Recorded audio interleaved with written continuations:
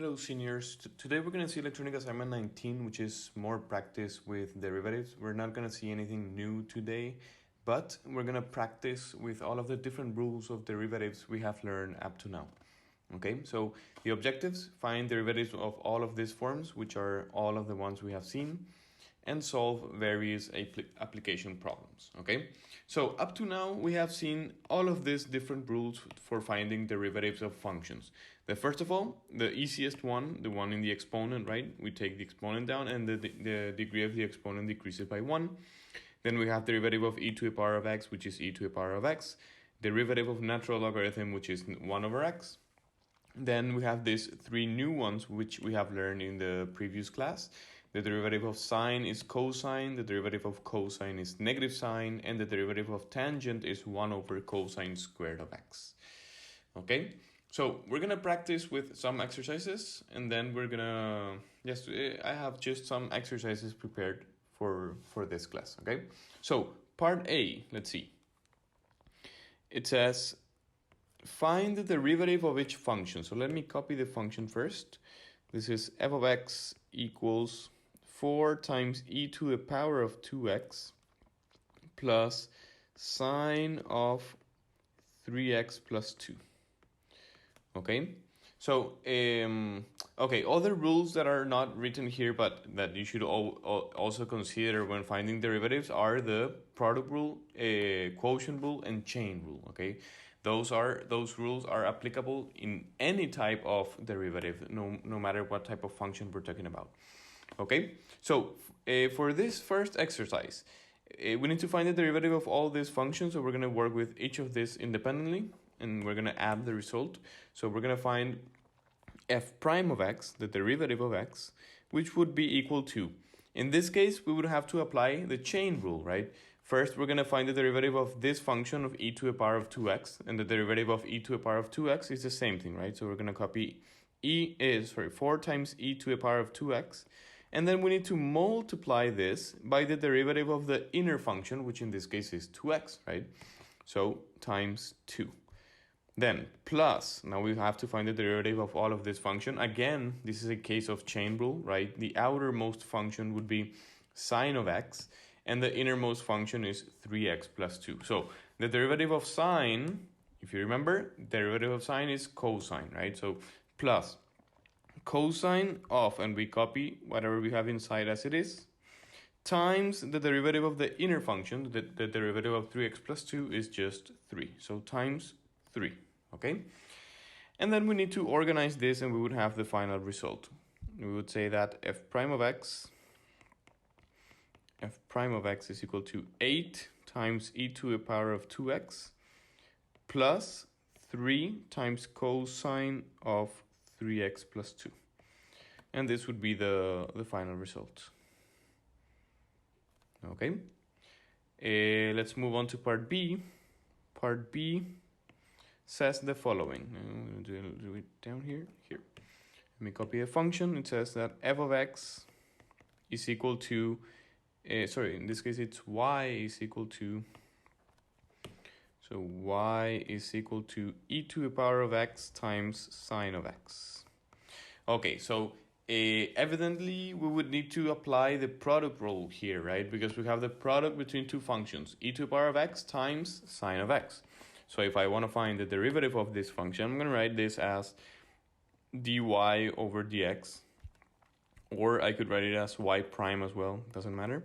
So product rule, if you remember product rule, I'm right here, product rule. The product rule states the following. The derivative of, if the function f is defined as u times v, then the derivative of x is u times v prime plus v times u prime. Okay, this is something that you should already know by now. So u is e to the power of x, and v would be sine of x, right? So u, which is e to the power of x, times v prime, the derivative of sine is cosine of x, so times cosine of x, plus v, which is sine of x, times u prime, which is again e to the power of x. Okay, so then we need to organize this if possible. I see that, for example, we could take a common factor of e to the power of x. So that's the only thing we would do, right? E to the power of x times, and inside we would have left cosine plus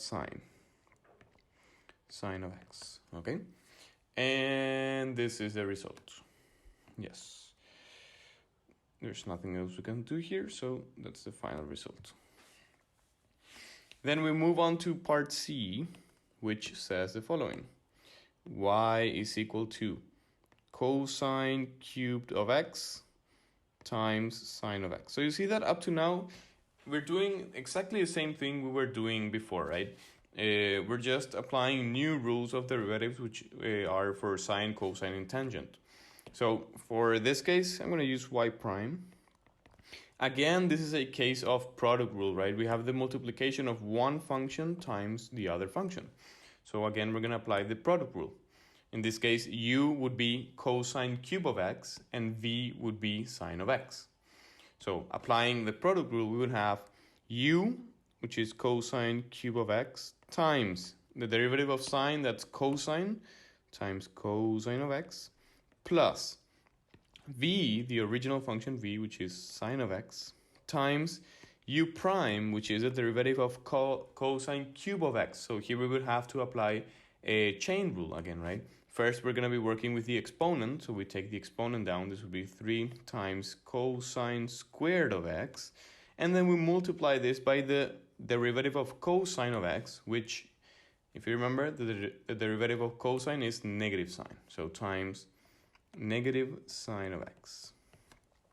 And that's it. Then we see if we can organize this. We can write this as y prime is equal to cosine fourth of x plus, or no, minus actually, minus 3 sine squared of x times cosine squared of x. And I see that, for example, we can take out a common factor of cosine squared, but nothing, I think nothing will change there. No, we can just leave it like this because we're not going to have much of a change by taking out a common factor, okay? So this is the answer for part C. Finally, part D says the following. S of t is equal to a natural logarithm of sine of t. Okay, so we have a trigonometric function inside of a logarithmic function. So we would automatically think about applying chain rule, right?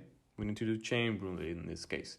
So if we want to find s prime of t, the derivative of s, this would be the chain rule. So first we apply the derivative of natural logarithm. If you remember, the derivative of natural logarithm is 1 over x, or 1 over whatever we have inside the natural logarithm. So in this case, it would be 1 over sine of t, which is our x, right? And then we need to multiply this by the derivative of the inner function, which is sine of t. The derivative of sine is cosine, so times cosine of t.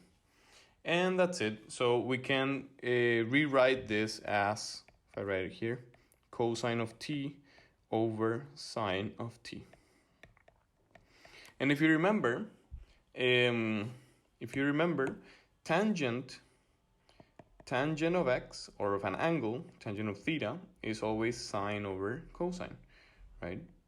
So in this case, we have it the other way around, right? We have cosine over sine. So 1 over tangent, the inverse of tangent, no, not the inverse, the reciprocal of tangent is cosine over sine. So maybe I can write this into its simplest form, which would be 1 over tangent of t. 1 over tangent of t. Tangent of t would be the final result, okay? So I hope this is being clear for you guys. Now let's see this example. This is, I think, the last set. Yes, this is the last set of exercises, and we're going to be using calculator for this. So I strongly encourage you to have your calculators with you in order to be able to solve this and understand how to use calculators whenever required, okay? We're going to be using it specifically for part B. I don't think we're going to be using it for part A. Maybe yes. Yes, maybe it is. So let's see. It says, show how to use the second derivative test to find the x-coordinates of the relative extrema of this function. Okay, so we need to use the second derivative test. If we're asked to use a second derivative test, we would need to find the second derivative of this function, right? So that's the first thing we're going to be working on. Let me copy the function first. F of x is natural logarithm of x plus sine of x. And this is only defined for this domain, from 0 to 2 pi, okay? So, this is important to know for the graph we're going to be doing later on. So, first, we're going to find the first derivative, right? F prime of x. To find the derivative of this function, I would have to find the derivative of each of those functions separately. The derivative of natural logarithm is 1 over x. And the derivative of sine of x is cosine of x. Okay, so that's the first derivative, which if we write this, we could write it as x to the power of -1 plus cosine of x. I write it in this form because it'll be easier to later on find the second derivative in this form, right? So to find the second derivative, we're going to use this form, right? We know this is the exponent derivative, the power rule, right? So this would be -1, so minus x to the power of -2, right? If I find the derivative of this. And then if I find the derivative of cosine, the derivative of cosine is negative sine. If you remember, derivative of cosine is negative sine. So this would be minus sine of x. Okay, so if I rewrite this in a more elegant way, we would have that this is -1 over x squared minus sine of x. And this is the second derivative of this function. But now, well, we need to find relative extrema, right? We already have the derivatives, but now we need to find the relative extrema. In order to find the relative extrema, remember that the condition is to first of all set the first derivative to 0, okay? So let me do that right here before I actually find the second derivative. Let me see if I have space here. So I'm gonna find the relative extrema. To do that, remember the condition is that we need to set the first derivative to 0, okay? So if I set this to 0, we're gonna have that 0 is equal to 1 over x plus cosine of x. Okay, in order to work with this, if you try to solve for x in this case, you would see that it's kind of difficult to solve for x because we have x here alone and then I have cosine of x. So in this particular case, we will need to use calculator in order to find the solutions of x, okay? So let me write some steps here first of all, and then I'm gonna be showing you how to use the calculator properly in order to solve for this, okay? So we're gonna be using, let me write that here, I'm gonna use green. So using the GDC, what are we gonna do? We're gonna graph. You see that this function is set to 0. If it is set to 0, we're finding the x-intercepts, right? Which are the values where the y is equal to 0, right? That's why we're finding the x-intercepts, which in the calculator are known as roots. So that's exactly what we're gonna do. We're gonna use GDC, we're gonna graph the function, and later on find the roots. And there's something very important here. As this function has a trigonometric function inside of it, which is sine of x, or it could be cosine or tangent or whatever, remember it's very important to have an appropriate set of your calculator. Whenever we're working with trigonometric functions and you see that the angles or the values of x are given in radians, then your calculators must be in radians, okay? So that's very important. Let me write that here. The angle must be set in radians. Okay, so that's very important for you to remember. So let me show you how to use the calculator for this. So if you go to the calculator we would go to, let me go to the first menu 1. If you go to menu graph, we're graphing this function. You're gonna graph the function which is natural logarithm of x. So natural logarithm of x. Sorry, we're graphing the first derivative, right? Which is 1 over x, because we want to set that to 0, right? So 1 over x plus cosine of x. Cosine of x. That's our first derivative.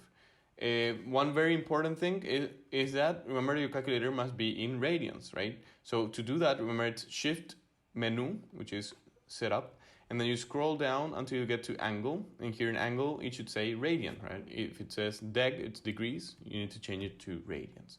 So go back. So we're graphing the first derivative. If you graph this, you're gonna get something like this. Maybe the scale is incorrect, right? According to the exercise, it should be from 0 to 2 pi. So if you go to shift vwin, we're gonna set the minimum value of x is 0 and the maximum value of x is 2 pi. So we're gonna write 2 and pi. Shift pi. Scale, we can leave it as 1. For y, we could leave it like this, from -10 to 10, scale 1. So we go back and we draw this. Here we have the complete first derivative from 0 to 2 pi. So remember what we're finding. We're finding the values where the function crosses the x-axis, which are the roots of this equation. So we're going to go to shift G solve and then root. And you see that we get two values. The first one is 2.074. And if you go to the right, you would have the second value, which is 4.487. Okay, 488. Sorry if you round this up. So these are the two critical numbers found using the calculator. Okay, so that's how you use calculator in order to find the critical numbers in this particular exercise. So now I need to apply the second derivative test in order to find whether these two values correspond to either a maximum or a minimum, right? So how do we do that? We already have the second derivative. The only thing we need to do is replace these two critical numbers into the second derivative and check the signs of the second derivative in each case. So first of all, I'm going to find f prime prime of 2.074. So basically, I'm going to be replacing that value of x into my function. So -1 divided by 2.074 squared minus sine of 2.074. If I calculate that value, this is just using calculator, right? If you calculate that value, you would get a value of, I'm going to do it here, 1.61. Sorry, it's not 1.61. It's a negative 1.11. which is a negative value, which means that this is a relative maximum, right? According to our second derivative criteria, relative maximum. Then if I do the same, but for the other critical number, which is 4.488, we're going to get the same thing. I'm not going to write the process, I'm going to write the answer only. 0.926, which is a positive number. So this is a relative minimum point. Minimum. Okay, so now in order to find the y coordinates of these two critical numbers, the only thing I need to do is replace these values of x into the original function. Okay, so I'm going to be finding, first of all, f of 2.074. If I show the process, this is equal to natural logarithm of 2.074 plus sine of 2.074.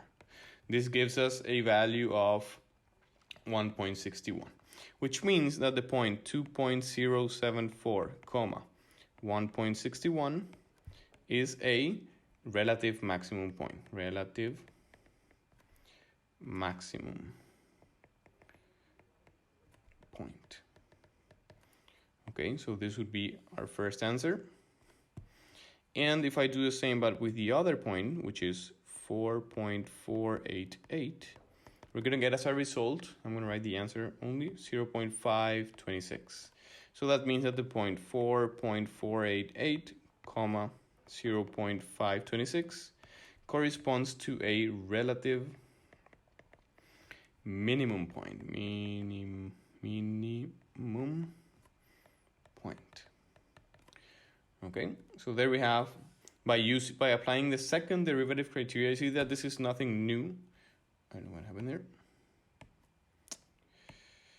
Just a second. Point, there you go. So there we have the relative minimum point. Okay, so you see that the process is exactly the same. We're just using new derivatives such as sine, okay? The derivative of sine. So then for part B, it says the following.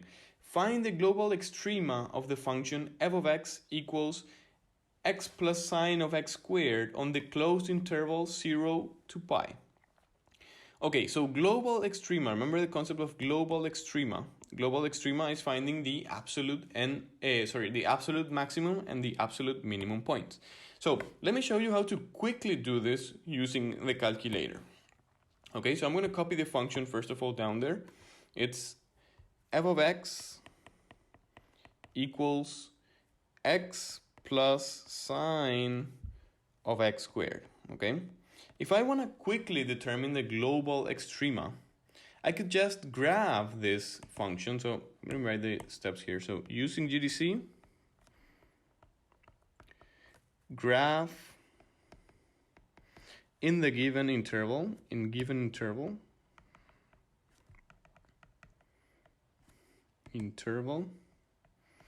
and just recognize absolute maximum and minimum points. So let me show you how to do that in the calculator. If we go back to the calculator, there you go. So if you take a look at the calculator, we would go back and we're gonna graph, we're gonna erase this, and now we're gonna graph the new function, which is x plus sine of parentheses x squared. Remember that your calculator must be in radians for this to work. So we're going to draw this, and if you take a look at the domain, the domain is only given from 0 to pi, okay? So f of x, let me write that here, from 0 to pi, okay? I don't remember if it included those values. Yes, we're including 0 and we're including 0 and pi. Okay, so we need to change that in our calculator. So we're gonna go to shift VWin, and we're going from 0 to pi. So instead of this number, we're gonna write pi. Scale 1, that's fine. And the y values are fine, okay? So we draw this. And here you can easily recognize that, for example, the absolute minimum is this point over here, and that the absolute maximum is this point over here, because they are both, in this case, it's the smallest visible value, and in this case, it's the biggest visible value. So, for example, to find the absolute maximum, I'm going to go to Shift, G-solve, and maximum, right? We're going to get this point, which is a maximum, but it's not the absolute maximum. So we're going to click on the right arrow, and here we have the absolute maximum, okay? So just by observing at the graph, we can conclude that the absolute maximum has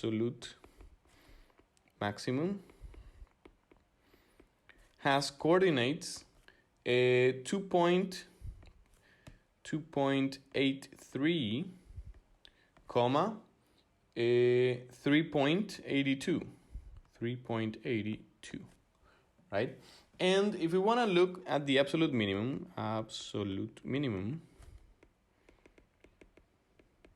you see that if you try finding in your calculator Shift G solve minimum, you will get only this value. But if you go to the left, you won't be getting this value here. Why? Because this value is not a relative minimum, right? It's not a hill such as in this case. So we would have to do this manually and go to shift trace F1, and then you move with the left arrow, you move it to the left until you get to this point, which is, I think, 0, 0. Let's see. Yes. X equals 0, y equals 0. So that's the absolute minimum. The absolute minimum has coordinates 0, 0. So that's a quick way, if you're allowed to use calculator, right, in which you can find absolute maximum or minimum points. Okay? So I hope this was clear, seniors. You're going to be practicing with exercises later on, but please let me know if you have any doubts. Thank you for your attention and see you.